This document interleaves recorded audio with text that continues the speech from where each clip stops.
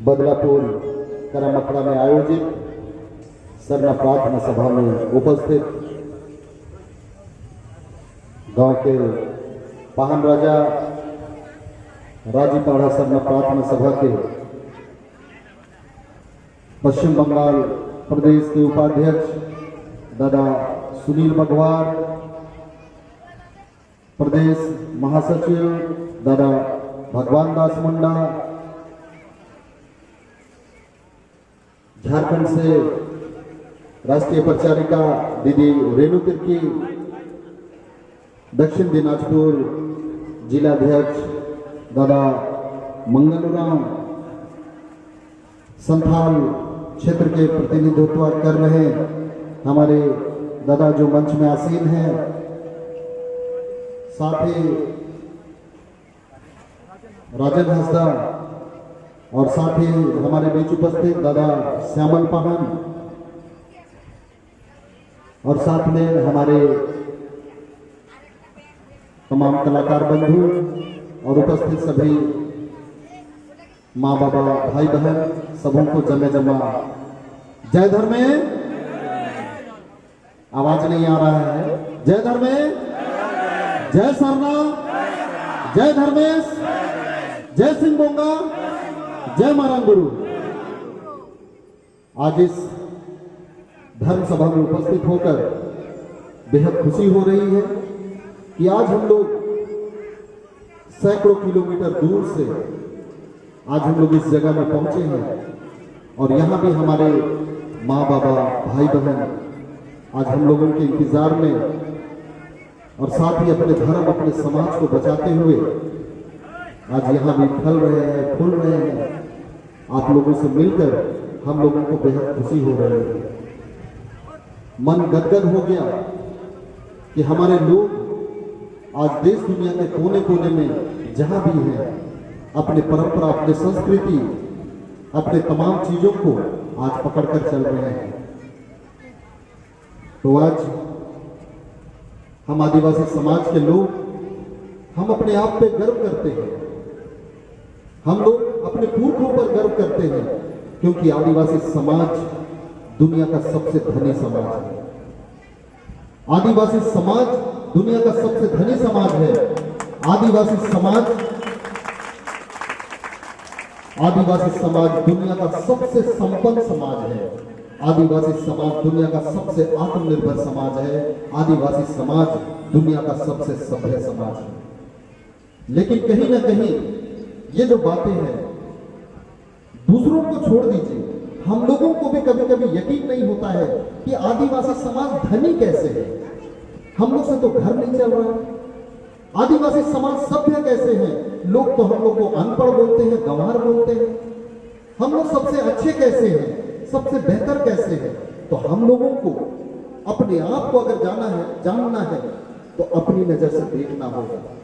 हमारे पुरखों के बताए व्यवस्था के अनुसार देखना होगा। हम दूसरों के नजर से देखते हैं और अपने आप को छोटा, अपने आप को गरीब, अपने आप को असहाय मान के बैठे हुए हैं। लेकिन सही मायने में दुनिया का सबसे अमीर अगर कोई समाज है तो वो है आदिवासी समाज। आज अमीर सुनकर हम लोग को लगता है कि जिसके पास बहुत पैसा होगा वो अमीर होगा, जिसके पास गाड़ी होगा, जिसके पास बड़ा बिल्डिंग होगा वो अमीर होगा। लेकिन ऐसा नहीं है। आदिवासी समाज ही एक ऐसा समाज है जिसकी अपनी भाषा है, अपनी परंपरा है, अपनी संस्कृति है, अपना गीत है, अपना नृत्य है, अपना गाजा बाजा है, अपना पहनावा ओढ़ावा है, अपना खान पान है, अपना पर्व है, अपना त्योहार है, अपना सरना है, अपना अखड़ा है, अपना मसना है, अपना जतरा है, अपना खेत बाड़ी है। एक एक चीज हम लोग का पुरखा लोग हम लोग को व्यवस्थित करके गया है। आज के समय में उरांव का कुड़ुक भाषा, मुंडा का मुंडारी, हो का हो, संताल का संताली। आज के समय में जब हम लोग पर्व त्योहार मनाते हैं, अभी हम लोग सरहुल मनाए, सरहुल में जो गीत हम लोग गाए, लेकिन जब हम लोग करम मनाएंगे तो क्या हम लोग सरहुल गीत को गाएंगे? नहीं। करम के लिए हमारा और अलग से गीत है। और करम में भी जब करम काटने जाते हैं उस समय का अलग गीत है। अखड़ा में नाचते हैं उसका और अलग गीत है। जब उसको बुहाने जाते हैं उसका और अलग गीत है। लेकिन जब हम लोग जतरा करेंगे तो क्या करम का गीत को गाएंगे? जतरा के लिए और अलग से गीत है। जब शादी ब्याह करेंगे तो क्या जतरा गीत को गाएंगे? नहीं, शादी के लिए और अलग से गीत है। तो इतना धनी कौन सा समाज है? हम लोग और समाज को भी देखते हैं, जब उनका शादी ब्याह होता है तो शादी ब्याह के लिए वो लोग पैसा देकर बैंड पार्टी मंगाया जाता है, और वो बैंड पार्टी कोई नेक का गीत को नहीं बजाता है, फिल्मी धुन को बजाया जाता है। उसी फिल्मी धुन में गा के शादी ब्याह सब निपट जाता है। अगर गलती से लाइट कट गया, जनरेटर चला गया तो शादी ब्याह नहीं हो पाएगा। लेकिन आदिवासी समाज अपना ढोल, अपना नगाड़ा, अपना मांदर निकाल के, अपने से गा के, अपने से नाच के, नेक का गीत गा के अपना शादी ब्याह निपटा सकता है। इस मामले में भी आदिवासी समाज सबसे धनी है। आज अगर झारखंड या और जगह की अगर हम लोग बात करें तो आदिवासी समाज का एक एक व्यक्ति का एकड़ों एकड़ खेत बाड़ी है। आज अगर कोई हमसे जमीन ले ले 10 डिसमिल, उसमें बिल्डिंग बना दे, एक गाड़ी ले ले, हम लोग उसको अमीर मान लेते हैं। हमारे पास एकड़ों एकड़ जमीन है और हम लोग अपने आप को गरीब मान के बैठे हुए हैं। हम उस मामले में भी धनी हैं। हमारी परंपरा, हमारी संस्कृति, हम लोग का सरना, हम लोग का आखड़ा, हम लोग का मसना, हम लोग का जतरा, एक एक व्यवस्था हमारे पुरखों ने बना कर दिया है। तो ये तो व्यवस्था की बात है। आदिवासी समाज सोच विचार से भी काफी धनी है। आज अगर कोई बहुत रईस है, उसके घर के सामने अगर कोई गरीब चला जाए तो ऊपर से आदेश आएगा कि उसको गेट से भगाओ या फिर उसके पीछे कुत्ता खोल दो। लेकिन आदिवासी समाज के घर के सामने अगर कोई भूखा प्यासा आ जाए, क्या हम लोग उसको भगाते हैं? भले मेरे लिए खाने के लिए हो या ना हो, लेकिन उस दिन उसको हम लोग खाना खिलाएंगे, पानी पिलाएंगे, उनको बोलेंगे थोड़ा सा आराम करना और उसके बाद आगे निकलना। तो आदिवासी समाज दिल से भी काफी अमीर है। आज के समय में लोग किसी पर भरोसा नहीं कर पाते हैं। बाप अपने बेटे पर भरोसा नहीं कर सकता है, पति अपने पत्नी पर भरोसा नहीं कर सकता है। लेकिन आदिवासी समाज आज भी इतना सच्चा है, अच्छा है, ईमानदार है कि आज भी उसका दिल गवा नहीं देता है कि किसी को ठगे, किसी को छले। तो सबसे सभ्य कौन हुआ, सबसे अच्छा कौन हुआ? तो आदिवासी समाज हर मामले में बेहतर है। तो ये तमाम चीज हम लोगों को जो मिला, ये विरासत में हमारे पुरखों के द्वारा दिया गया है। ये जो हम सरना धर्म बोलते हैं, ये हमारे पुरखों का वरदान है। ये हमारे पुरखों का वरदान है। हमारा जो सोच है, हमारा जो विचार है, हमारा जीवन जीने का जो तरीका है, एक एक चीज इस सरना धर्म में निहित है। अभी हम लोग सरहुल का त्योहार मनाए। वो सरहुल त्योहार क्या है? उस त्योहार में एक तरह से वो सरना धर्म का निचोड़ है। क्योंकि हम लोग जानते हैं कि ये प्रकृति बिना मांगे हमें हर कुछ देता है। हवा देता है, पानी देता है, अन्न देता है, धन देता है। आज हम बिना मोबाइल का जी सकते हैं, बिना गाड़ी घोड़ा का जी सकते हैं, बिना कपड़ा लता का जी सकते हैं, लेकिन बिना हवा का जीने का कल्पना नहीं कर सकते हैं। आज अगर कोई नेता मंत्री आ जाए, उसके लिए हम धूप में खड़े रहेंगे, बारिश में खड़े रहेंगे कि वो आएगा, हमको कुछ देगा, और उसका हम लोग धन्यवाद करते हैं। लेकिन ऊपर वाले ने इस प्रकृति के माध्यम से हम लोगों को एक एक चीज दिया, हवा, पानी, अन्न, धन, जिसके बिना हम एक पल भी जीने की कल्पना नहीं कर सकते। हम उसका धन्यवाद कब करेंगे? तो हमारे पूर्वों ने जो सरहुल का त्योहार मनाया, इस प्रकृति को धन्यवाद करने का त्योहार है सरहुल।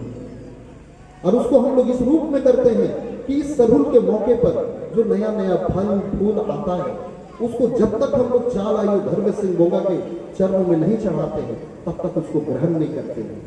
हम उसका आभार प्रकट करते हैं, उसका धन्यवाद करते हैं।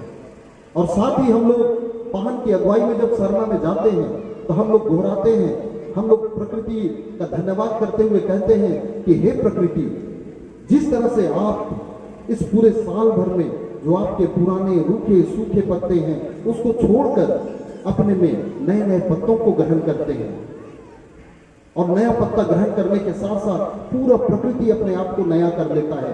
चारों तरफ हरियाली देखने को मिलता है, पूरी धरती सज जाती है। हम लोग उस प्रकृति को देखकर हम लोग इस सरहुल को नए वर्ष के रूप में मनाते हैं, और हम लोग भी दोहराते हैं, इस पूरे साल भर में मेरे अंदर भी कई रूखे सूखे विचार पनपे होंगे, किसी के साथ मनमुटाव हुआ होगा, कहीं हम कुछ काम से निकले होंगे, हताशा निराशा घर कर गया होगा, तो हे चालाइयो, हे धर्मेश बाबा, हम भी उस रूखे सूखे पुराने नकारात्मक हताशा निराशा को छोड़कर अपने अंदर नए नए विचारों को पनपने दें, अपने अंदर सकारात्मक विचारों को पनपने दें, जिसके कारण ये जो प्रकृति नए पत्तों के आने से लहलहाने लगता है, उस तरह से मेरा जीवन भी लहलहाने लगे। प्रकृति में नए पत्तों के आने के बाद नया फूल आता है, नया फूल के बाद फिर फल लगता है। तो उसी तरह से हम भी जब अपने आप को नया कर लेंगे, सोच विचार नया कर लेंगे, तो फूल की तरह हम लोग भी सुंदर दिखेंगे, उस फूल की तरह हम लोग भी सुगंध छोड़ेंगे। और जब फूल होगा तो उसके बाद जब हम लोग कोई भी काम करेंगे उसका परिणाम अच्छा मिलेगा, मतलब फल अच्छा मिलेगा। तो हम लोग इस सरहुल के मौके पर इस प्रकृति से ये सारा चीज हम लोग सीखते हैं, मानते हैं। सरहुल जिसको कुड़ुख में खत्ती कहते हैं, मुंडारी में बात परब कहते हैं, संथाली में बाहा परब कहते हैं। इसको कॉमन रूप से सरहुल कहा गया है। इसको अगर संधि विच्छेद किया जाए तो सरई जोड़ हुल होता है। सरई जिसमें हम लोग सरई फूल, सरहुल में हम लोग सरई पेड़ और सरई फूल का के माध्यम से हम लोग पूजा करते हैं। तो ये जो प्रकृति है, हमारे पूर्वों ने इस चीज को माना, यही हमारा आधार है। तो हम लोगों को अपने आप को आगे बढ़ाना है, बेहतर करना है, तो हम लोग को जड़ से अपनी चीजों को जानना है, अपने पूर्वों के बताए एक एक चीज को जानना है। तो आज हम लोग हाथ पैर से, शरीर से तो हम लोग एक दूसरे को पहचानते हैं कि हम आदिवासी लोग हैं, लेकिन सिर्फ शरीर से आदिवासी होना मायने नहीं रखता। हमारे अंदर वो आदिवासियत भी होना चाहिए। हमारे अंदर आदिवासियत नहीं होने की वजह से, हम अपने आप को अंदर से नहीं जानने की वजह से हम लोगों में हीन भावना घर कर जाता है। हम अपने आप को छोटा और नीचा मानने लगते हैं, जिसके कारण हम लोग अपने पूर्वों के बताए रास्ते को छोड़कर, उनके बताए धर्म को छोड़कर हम लोग धर्मांतरण कर लेते हैं और अपने आप को बड़ा बताने की कोशिश करते हैं। लेकिन हम लोगों को जानना होगा, हमारे पूर्वों द्वारा ये जो सरना धर्म, जिसके माध्यम से उनका जो सोच और विचार पनपता था, उन चीजों को जानना होगा।